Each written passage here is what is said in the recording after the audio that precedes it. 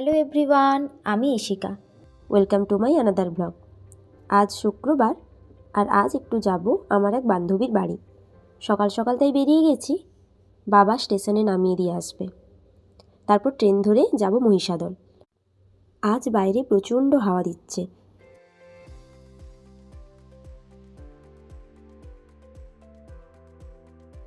পৌঁছে গেছি।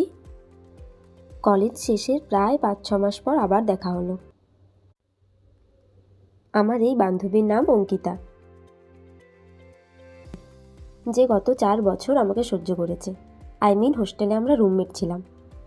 রুমমেট শুধু একটা শব্দ নয়, এক অভিন্ন অনুভূতি, জানেন।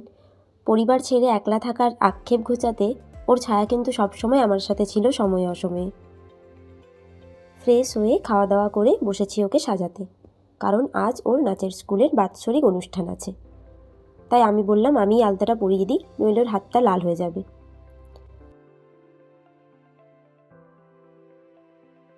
এদিকে আমি চুলটা একটু বেঁধে দিচ্ছি, কাকিমার উপর সুন্দর করে শাড়িটা পরিয়ে দেবে।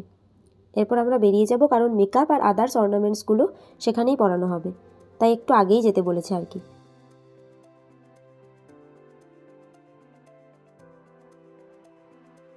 কাকিমা রেডি হয়ে একটু পরে আসবে, আমি আর ও আগে বেরিয়েছি একটু।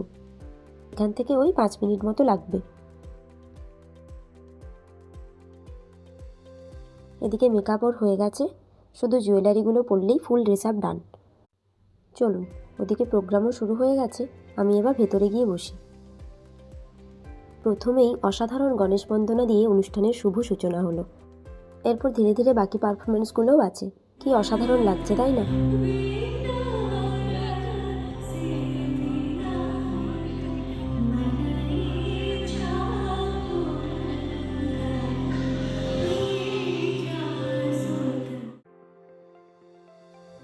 আর এই খুদেদের পারফরমেন্সটা একবার দেখুন, কি অসাধারণ লাগছে।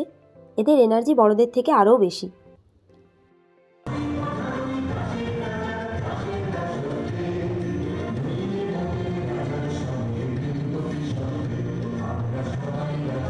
এরপর ছিল একটা ছোট্ট নৃত্যনাট্য উপস্থাপনা, মা যশোদা এবং শ্রীকৃষ্ণের।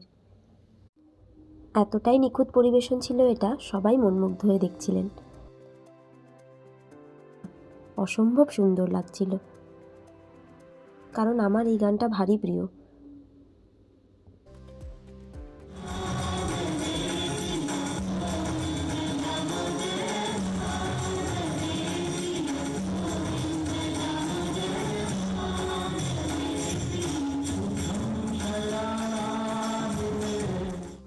খুদে শিল্পীদের দ্বারা আরও একটা অসম্ভব সুন্দর নৃত্য পরিবেশনা ছিল, আর গানটা ছিল একদম যুক্তিযুক্ত। বন্ধুত্বে নো কম্পিটিশন।